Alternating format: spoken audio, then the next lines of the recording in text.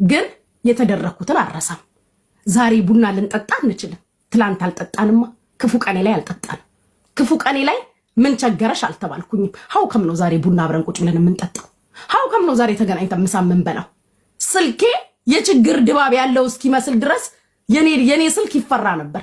ስደውል ያላነሱልኝ ሴቶች፣ ስደውል ያልፈለጉኝ ሰዎች ምን ተፈጠረና ነው ዛሬ እስቲ ተገናኝተን ቡና እንጠጣ? ለምን ዛሬ ምናልባት በልጣት ይሆናል ወይ ደግሞ እኩል ሌቭል ላይ ነው ያለነው። ዛሬ ባወራ እሰማለሁ። ትላንት ግን ኡፌጭ ትባላላችሁ።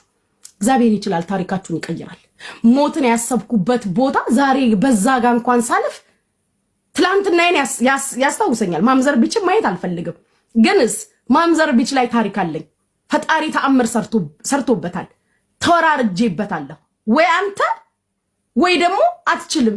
በቃ ወይ ትችላለህ አሳየኝ፣ ወይ አትችልም ብዬ እንደ አጋጣሚ በቃ እንዴት ብዬ ልንገራችሁ፣ እንደ ተአምር ነገሬን ቀያየረው። ለራሴ እስኪ ገርመኝ ድረስ፣ ለራሴ እስኪ ደንቀኝ ድረስ በቃ ቁጭ ብዬ አንዳንድ ነገሮችን ማየት ማዳመጥ ምናምን የሆነ ራሳችሁን የምትፈልጉበት እንትን አለ አይደል?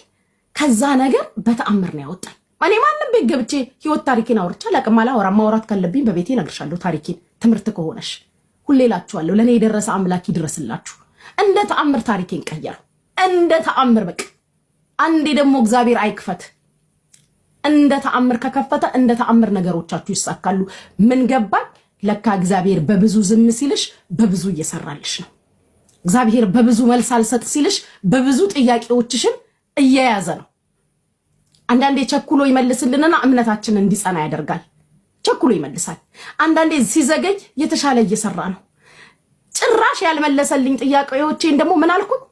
እግዚአብሔር የማይከብርበትም እኔ የማልከብርበትም ለዛ ነው ያልመለሰልኝ አልኩኝ።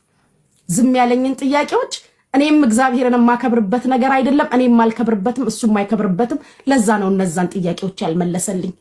የሚያስፈልገኝን በፍጥነት የመለሰልኝ ደግሞ በአንተ ጽናት እንዲኖረኝ እምነት እንዲኖረኝ ፈልገሃል፣ እምነቴ እንዲጨምር ነው። ዘግይቶ የመለሰልኝን ግን በብዙ ነው የመለሰልኝ፣ በብዙ። ታዲያ እግዚአብሔር ሳይሰስት እንደ ተአምር ለሰጠኝ ነገር ምን አለበት እኔም ደግሞ ለሆነ ሰው ባካፍል፣ የተቸገረ ካገኘው ሰፖርት ባደርግ።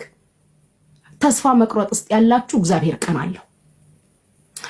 መዋረድ ውስጥ ያላችሁ ይመሰላችሁ፣ ሽንፈት ውስጥ ያላችሁ ይመሰላችሁ፣ አይደለም። እግዚአብሔር ነገርሽን እያስተካከለ ነው።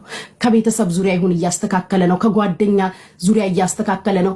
በብዙ ነገር ከተማርኩት ነገር ውስጥ በመቀነስ ይባርካል አለ አንድ ፓስተር። እውነት ነው። እግዚአብሔር በመቀነስ ይባርካል፣ በመጨመር ብቻ አይደለም።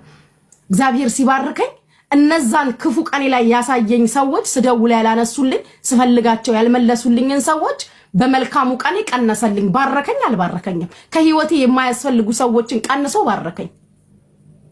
ይሄ ነው።